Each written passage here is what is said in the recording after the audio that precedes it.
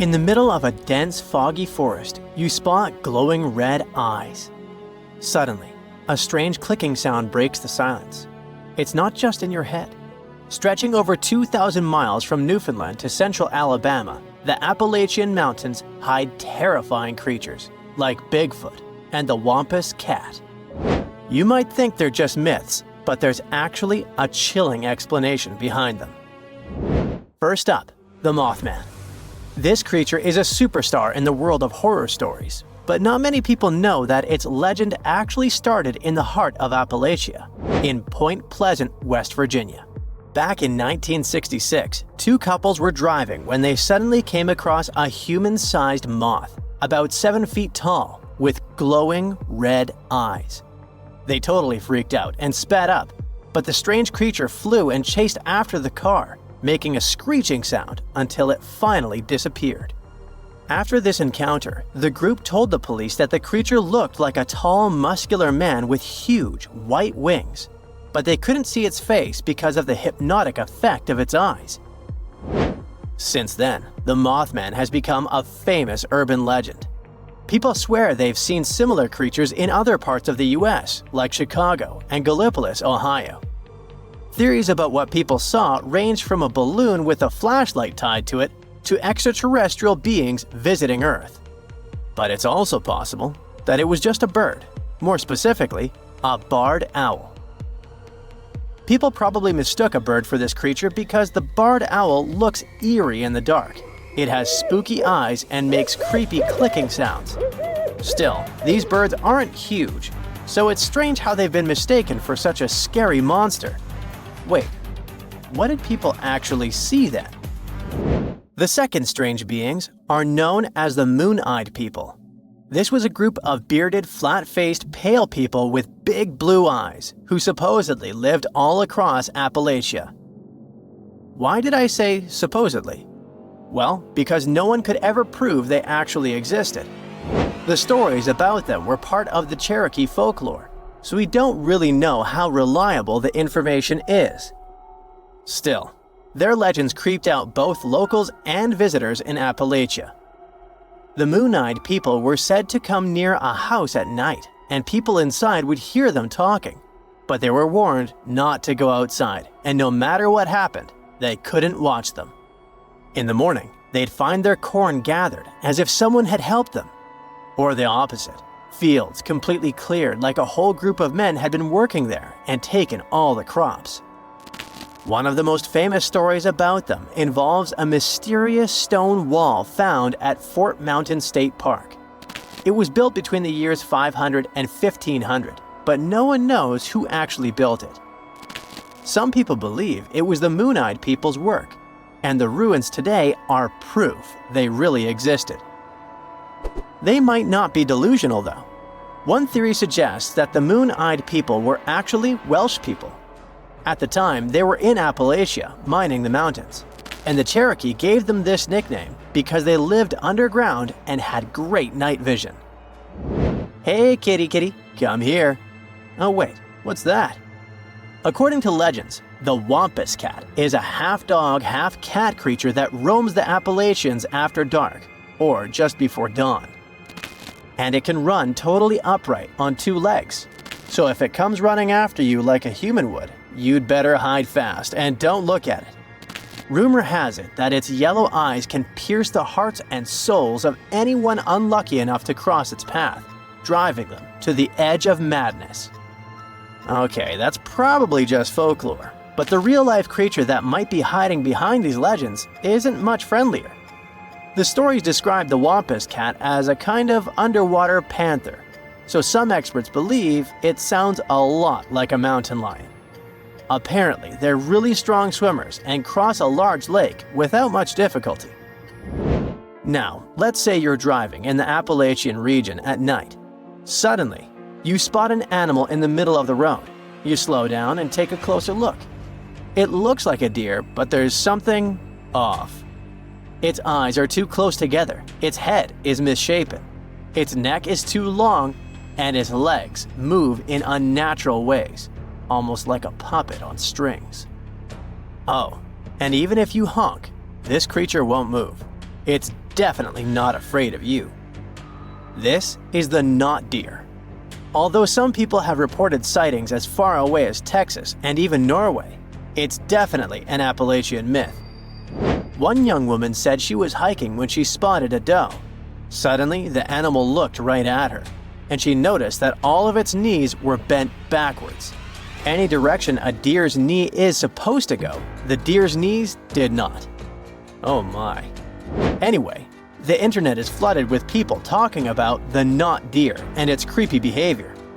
But the thing is, we can't find a single photo or video that proves it actually exists. So what could it be? One explanation points to sick animals. There's a neurological condition known as CWD that affects different deer species like elk, moose, and even reindeer. It causes the brains of infected animals to degenerate, leading to loss of body functions and abnormal behavior. Since the symptoms match what some people describe as not deer behavior, it makes sense to think this condition could be behind the strange sightings. The last creature on our list, the one and only Bigfoot. You know, that large, hairy, human-like creature that walks upright and roams the dense forest in the US. In the Appalachian Mountains, there have been Bigfoot sightings from the Adirondacks in New York all the way down to the Blue Ridge Mountains in North Georgia. This bizarre figure has haunted our imagination for decades, but scientists believe it could actually be a humble black bear in disguise. It turns out the American black bear is found in many of the same areas where people claim to have spotted Bigfoot. Studies show that for every 1,000 increase in the bear population, there was a 4% increase in Bigfoot sightings. And there are two main reasons why the American black bear could be the perfect imposter. The first reason, they're big. Adult males can weigh up to 660 pounds and grow up to 6 feet long. The second reason, while we think they primarily walk on 4 legs, they are perfectly capable of standing upright. In fact, not only are they capable, they do it all the time. They stand up to get a better look at something, sniff the air, or just to appear bigger when they feel threatened. When they do that, they definitely look like a human-like figure. And for those people who aren't used to being around bears, it's easy to mistake them for something more sinister and out of this world. Now, you might be wondering why so many strange sights and creatures are said to live in the Appalachian, and the answer might be linked to the region's age. The process that led to the creation of these mountains has been going on for over 480 million years, which means they're older than Saturn's rings, for example. Over all this time, the region has gone through some drastic changes in its composition, creating a huge number of ecological niches with varying elevations, slopes, aspects, temperatures, and rainfall. And according to experts, the reason the region is so full of bizarre legends isn't just because the mountains are old, but because they still look old. Since a large part of Appalachia is basically untouched by humans, much of that ancient biodiversity is still around and seems unknown to us. This has created a landscape full of deep forests, mist-covered valleys, and winding rivers. A place where secrets seem to be hiding in the fog. And over the centuries, the isolation of the Appalachians only allowed these stories to grow. They're watching you, hiding among leaves and stems, crevices and rocks, detecting way more colors than you do. These awesome creatures are jumping spiders, and scientists are mesmerized by their seemingly simple eyes that can do great things. This is the largest family of spiders, and they rely heavily on vision as their primary sense. That's why they have eyes that function like minuscule telescopes, allowing them to see with outstanding color and detail. Another amazing thing about their eyes is that they can move independently. This feature lets them estimate depth using just one eye. Among others, jumping spiders have 6 motion detection eyes, thanks to which they have an almost 360-degree view. This super ability helps spiders identify threats as well as prey in no time. Male jumping spiders are also excellent dancers, yeah. To attract the attention of females, they do a little dance involving beating their abdomens on the ground and moving their legs in the air, While doing it all, male spiders tap their feet against the ground so fast that the human eye can't detect it. Another surprising feature of these spiders that distinguishes them from other arachnids is that they don't use webs to trap their prey. The thing is, they just jump too well to even need it. At the same time, it doesn't mean they can't produce silk. Some jumping spiders make tiny tents and shelters to hide from rain and nighttime predators. Plus, when a jumping spider, jumps, it anchors itself with a string, just in case it misses its target. Velvet worms might look harmless and gentle, but they're active and perilous carnivores. They prefer to feast on small invertebrates like termites, small spiders, and woodlice. But the coolest thing about these creatures is probably how they catch their prey, by throwing sticky slime from their oral tubes. Ew! This slime entangles the prey so effectively that it has no chance of escape. Then the worm emits digestive saliva that softens its future dinner. Afterward, it gradually bites off parts of its meal and pulls them into its mouth. If there are any undigested portions, they're removed through the rear of the worm's body. By the way, that yucky slime can also serve as a self-defense mechanism. Yeah, you just can't unsee this stuff, can you? Salamanders are truly remarkable creatures. If this amphibian loses a toe, it simply grows back. If something chops away a piece of its heart or even spinal cord, it will regenerate. One of the most well-known salamanders is the axolotl, which is found in lakes near Mexico City. This creature is a true Peter Pan of the salamander world. Even a 12-inch-long reproductive adult has certain features of its youthful phase throughout its whole life cycle. For example, these prominent gills protruding from the back of the animal's head are retained from its larval phase. Scientists are trying to unravel the mystery behind the incredible regenerative abilities of the salamander. They found out that its molecules somehow command cells inside the injured axolotl to develop and move, often restoring an entire limb in the right proportion and size. Such regeneration is possible as far as the shoulder, and it looks as if the animal is growing a limb for the first time. You probably know about lizards that shed their still wriggling tails when threatened. They do it to distract predators. But sea cucumbers take this strategy to the next level. When startled, some of these creatures shoot a sticky, silky substance out of their rear ends. And that substance is actually a whole organ. At first sight, this tangle of tubules looks like intestines. But it actually evolved from the creature's respiratory system. And just like a lizard's tail, it regenerates after the sea cucumber uses it. Researchers analyzed the entire genome of the sea cucumber to figure out the mechanism it uses to accomplish this outstanding feat. They believe that certain proteins might be responsible for expelling the organ. They also have concluded that the silk proteins of sea cucumber's tubules don't have the same sequence of amino acids as spider silk. On the other hand, they also are made up of long, repeated chains of amino acids. This discovery might mean that such long repeats are likely to be a shared structure in many silk-like proteins, even when they evolved independently. What do you imagine when I say shrimp? Right, a small and unassuming creature. But there's one tiny wonder out there called the pistol shrimp that is so powerful it can annihilate its prey. Pistol shrimps are also known as snapping shrimps. They're pros at creating something seemingly childish and harmless as bubbles. But those aren't your ordinary bubbles. They produce a sound louder than a gun and generate enormous amounts of heat. The pistol shrimp can not only send fatal bubbles to eliminate its prey, but they also jackhammer into the rock to make burrows and protect these burrows from other shrimps. To do this magic, the creature uses one oversized snapper claw that often grows to be half the size of its body. Moisture-harvesting lizards, like the Australian thorny devil, have one remarkable ability that helps them survive in super-arid regions. They have a special skin structure with tiny capillary channels in between their overlapping scales. This allows the lizard to collect water into these capillaries and transport it to the mouth for ingestion. The animal can get water from any available source – rainfall, dew, puddles, moist sand, and even condensation on the skin. The amount of the water the creature needs to fill the skin capillaries is just a bit more than 3% of its body mass. Wood frogs have an uncanny ability to freeze up to 60% of their bodies to survive winter. But that's not all. Alaskan wood frogs also stop breathing, and their hearts stop beating. Thanks to this, wood frogs can live through temperatures as low as 3 degrees Fahrenheit, and in the spring, they simply thaw out. To enter this semi-frozen state, wood frogs build up a high concentration of glucose in their tissues and organs.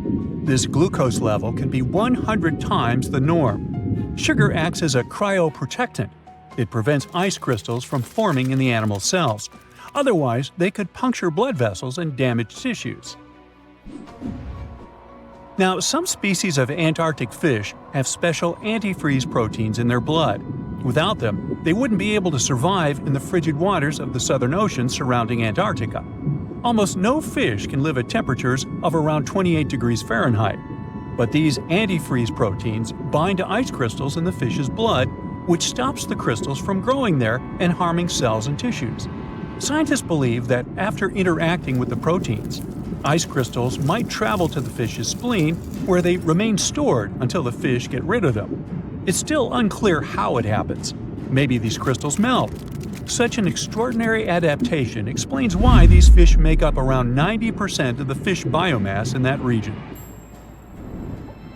Tube worms are amazing creatures. They can thrive in a mix of ultra-hot water heated by magma and oxygenated seawater. Once, scientists thought that the deep ocean floor was totally devoid of life. But in 1977, they discovered giant tube worms living along the Galapagos Rift around 1.5 miles below the ocean surface. These creatures literally thrived in hydrothermal vents. Tube worms live there, surrounded by total darkness. Their bases remain in hot hydrothermal fluid, water filled with dissolved elements and compounds. Meanwhile, their tops stretch into oxygenated seawater. Tube worms can reach lengths of over 6 feet, and they have no digestive system. Their long white tubes end in red plumes. Those are full of hemoglobin. The plumes act like gills, circulating oxygen, hydrogen sulfide, and carbon dioxide.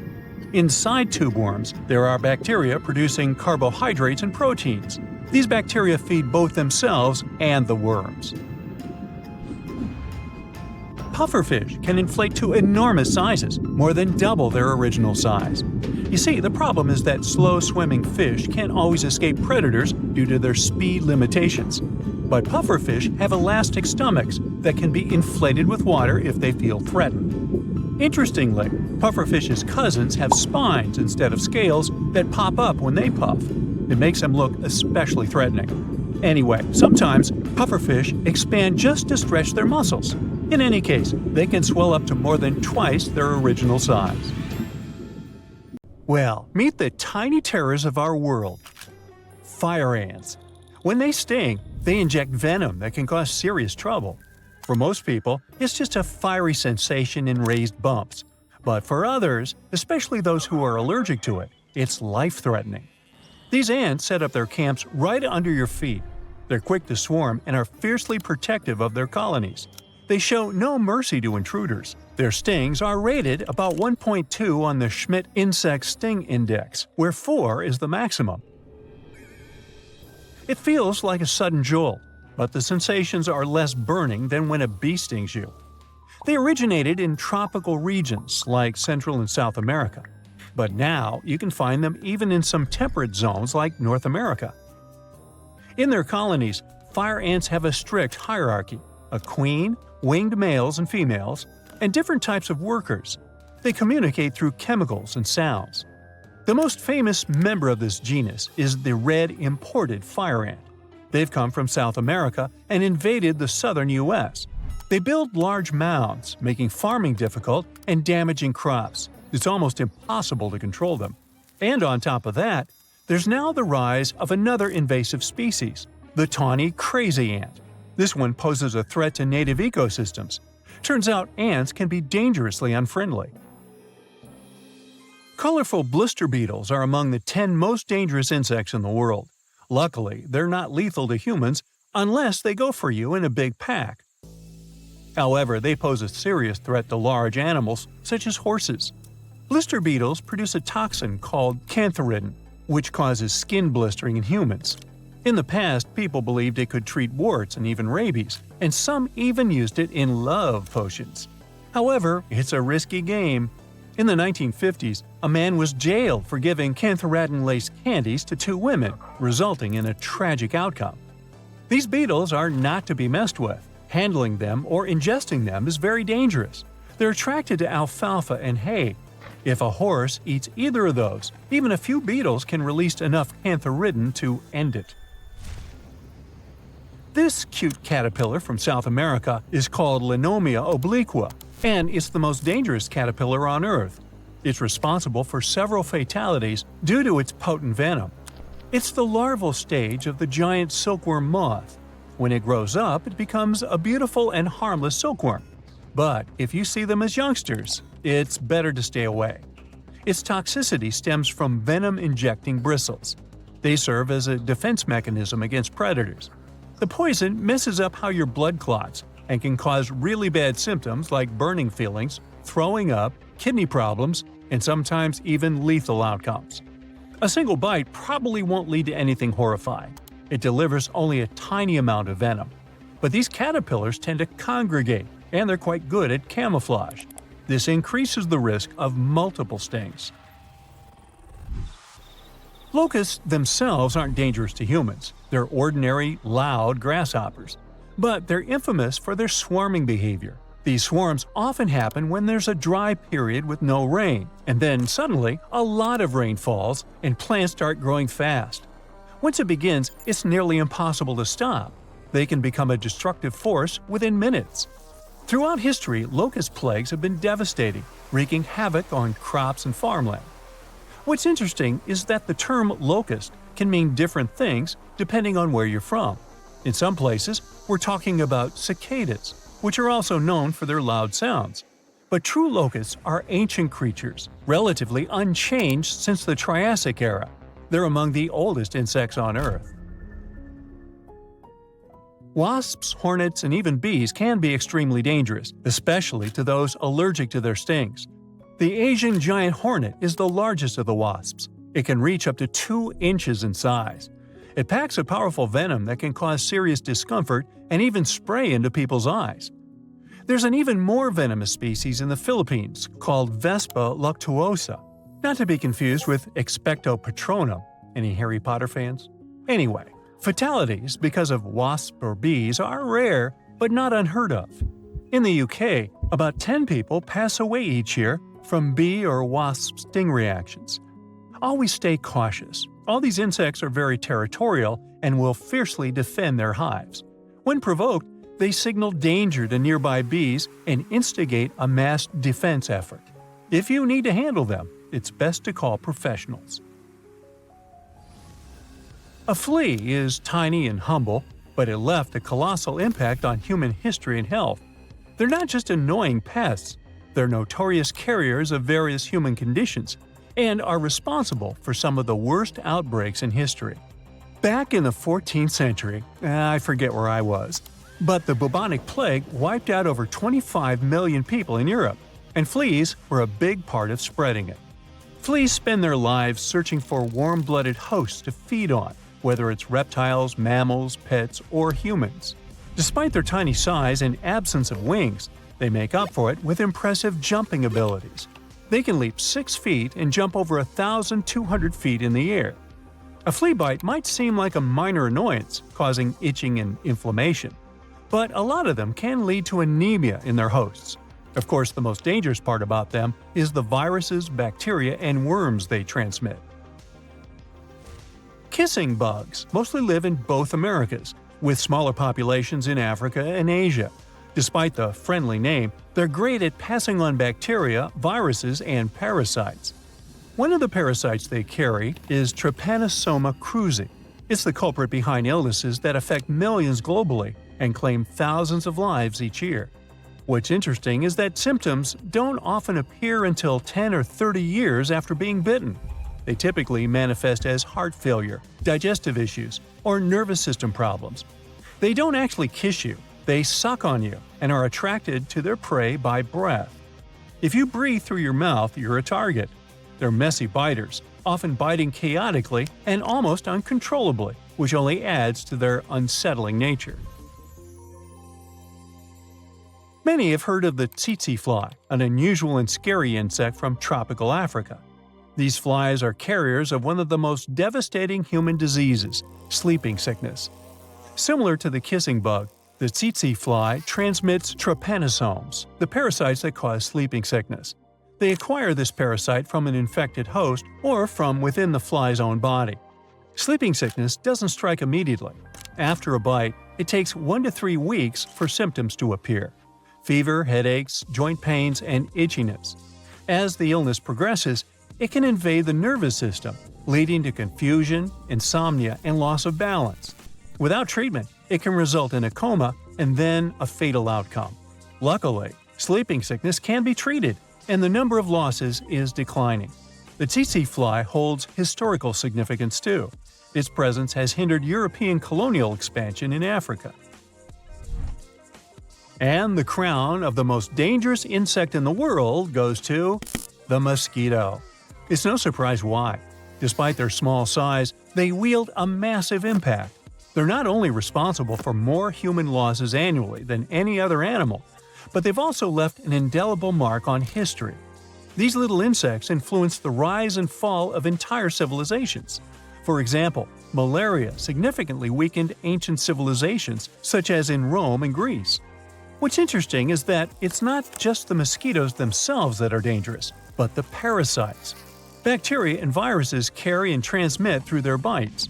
These tiny horrors spread a buffet of diseases. Despite malaria, there's also yellow fever, which, just like with the tsetse fly, hindered European colonization efforts in tropical regions. The scariest one of them is the Anopheles mosquito. It's the apex predator of the insect world.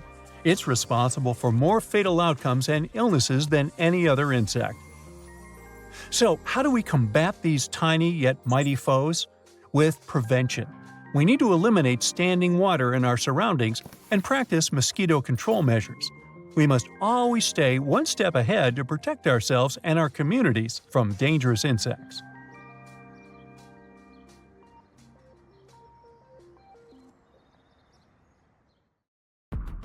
What's the scariest predator under the ocean?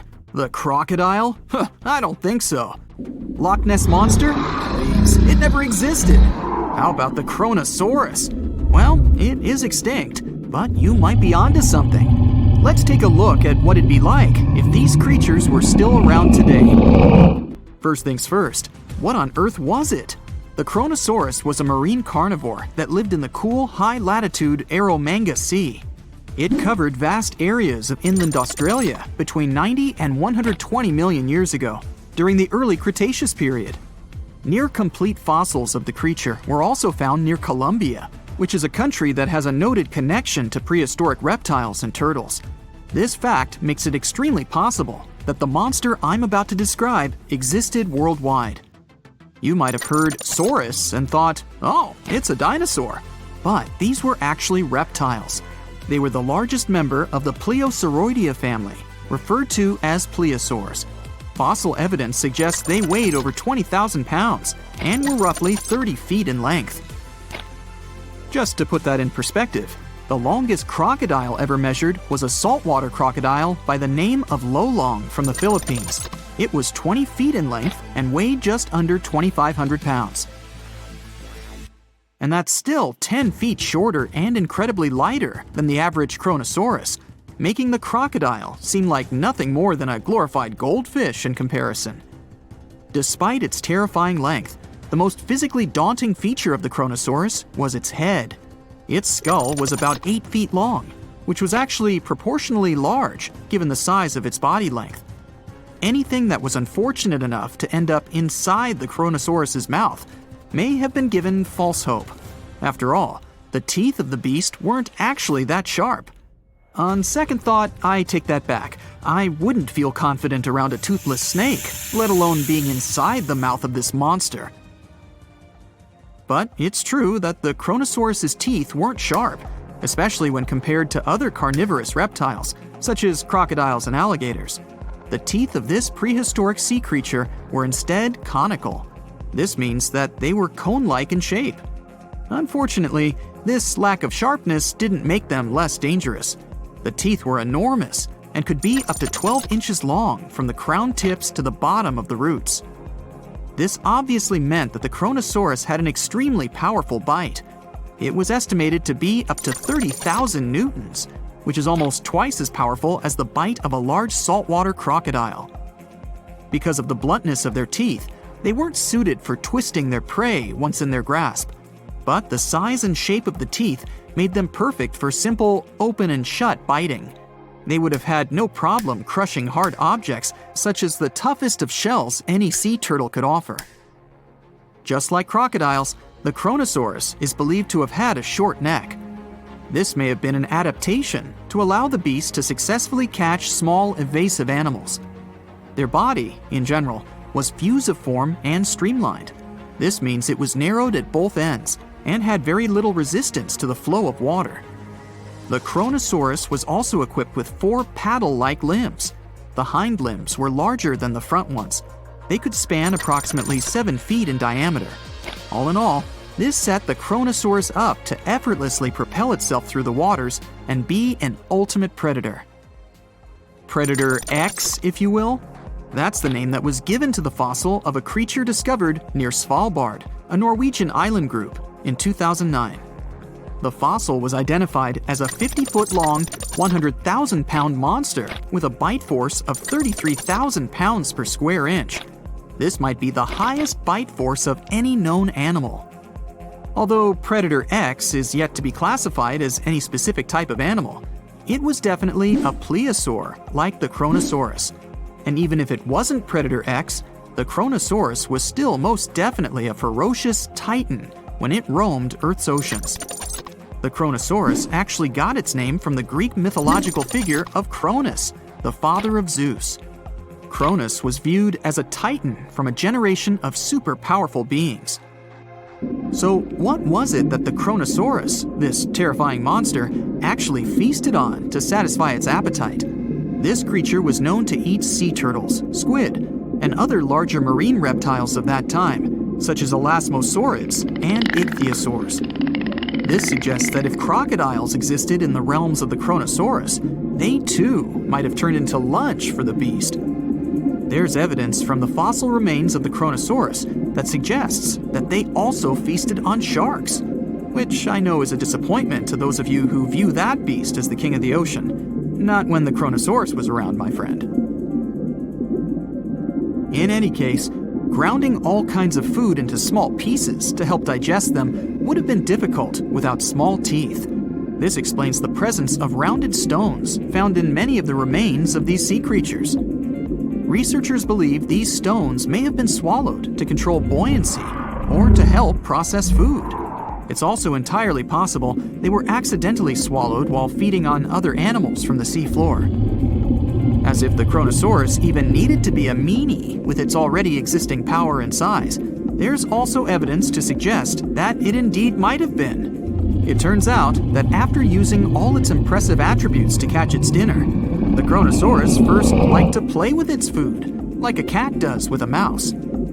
I guess since the hunt was so easy for them, they needed to get their fun from somewhere else. Well, I think now you should have a good idea about these creatures.